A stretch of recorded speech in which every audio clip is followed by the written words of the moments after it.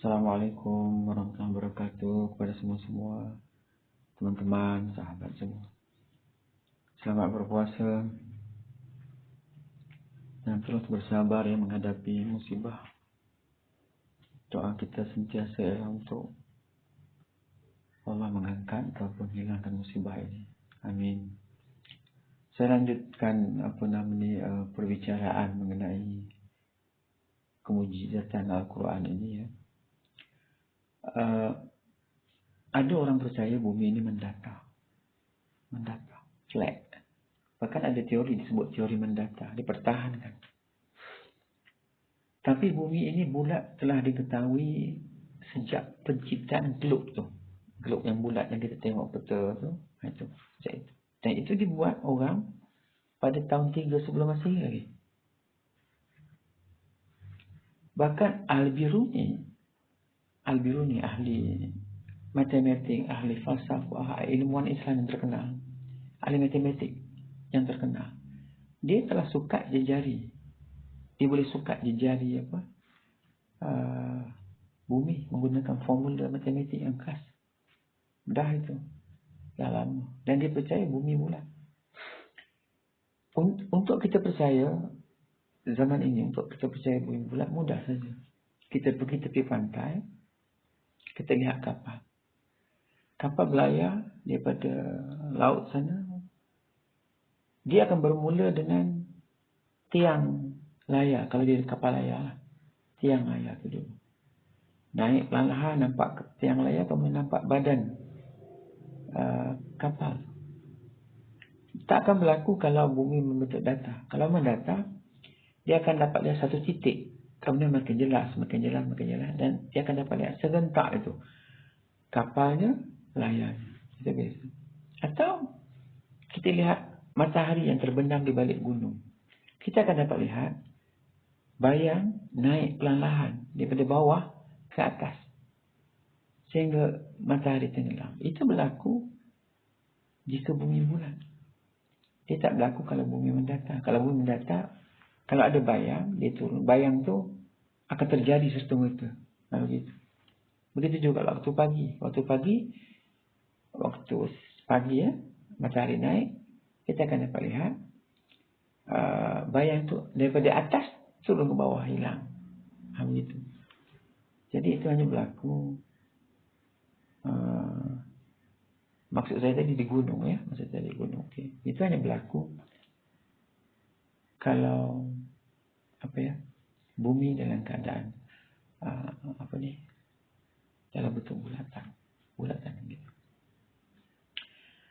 Sebenarnya kalau dari segi saiz ya, bumi bukan betul-betul bulat. Tidak, dia agak seperti disebut oval shape lah, berbentuk yang agak bujur sedikit. Saiz bumi ni kalau semua nak tahu, jejari saja ialah 12,756 kilometer jejari bumi. Kalau jejarinya. Dalam tahun 1597, Sir Francis Drake, seorang ahli pelayaran Inggeris yang terkenal, telah mengelilingi bumi ini menggunakan kapal layar. Cara pelayaran ya. Jadi mengesahkan bumi adalah berbentuk bulatan. Apa yang kita nak sampaikan sini ialah, kalau kita tengok dalam Al-Quran, dalam firman Allah Subhanahu Wa Taala, ada banyak, ada beberapa ayat. Jadi saya ambil satu atau dua lah. Dalam surah Al-Nariyat ya, ayat ke-30, Allah mengatakan, Allah berfirman, dan bumi itu dihamparkan dihampar gitu. Tapi ayat yang digunakan oleh Allah ialah dahaha. Banyak tafsiran tentang ayat ini. Ada yang mengatakan dihamparkan, ada yang mengatakan bumi ini berbentuk ostrich egg. Telur burung ostrich lah. Burung unta. Kalau telur mesti tak bulat. Mesti bulat lah, kelangkung bulat, agak lonjong sedikit, tapi oval shape lah, bukan mendatar. Itu. Saya bacakan statement daripada Dr. Zakir Naik mengenai perkara ini. Ya. The Arabic word for age here is dahaha, which means an ostrich egg. The shape of an ostrich egg resembles the geospherical shape of the earth. Geospherical shape, mana bentuk bulat. Begitu.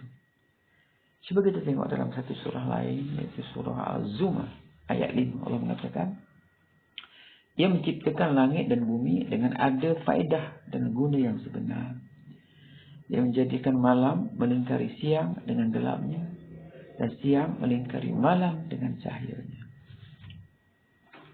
Perkataan melingkari dekat sini, ya, dari perkataan apa ya di sini? Al-Kawara, daripada perkataan itu. Dan ahli-ahli tafsir menggambarkan perkataan ini ialah meliliti, melingkari. Kalau melingkari, mesti benda yang bulat. Yang melingkari. Macam seperti kata ini dalam Zakir Naik dalam bukunya ini. The Arabic word used here is qawar, meaning the overlapping, to overlap or to coil, the way of a turban is wound around the head. Wound, mengelilingi. Serban kita melilingi kepala. Dalam saya setuju dengan pendapat ini. Mengelilingi. Bermakna sesuatu yang bulat. Baru jadi benda macam ini. Jadi kita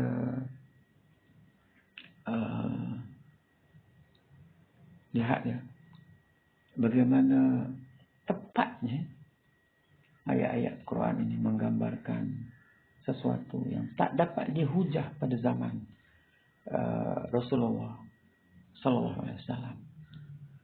Tak dapat dihujah di zaman kegelapan ilmu, apalagi ilmu-ilmu mengenai hal-hal seperti ini, astronomi, hal-hal bumi, hal-hal sebagainya, banyak yang diceritakan dalam Quran, difirman oleh Allah ini.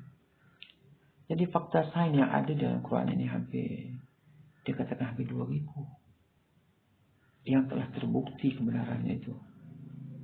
Ya. Dan pastilah datang kebenaran daripada Allah SWT. Sebab Nabi, saya selalu ulang di ujung-ujung tazkirah ya, dia tidak tahu membaca, dia tidak tahu menulis. Tak ada pemikiran mendalam tentang geografi pada Nabi, tidak ada. Tidak ada pemikiran mendalam mengenai matematik pada Nabi, tidak ada. Sebab tidak ada siapa yang boleh mengajar bila tidak tahu membaca, tidak tahu menulis.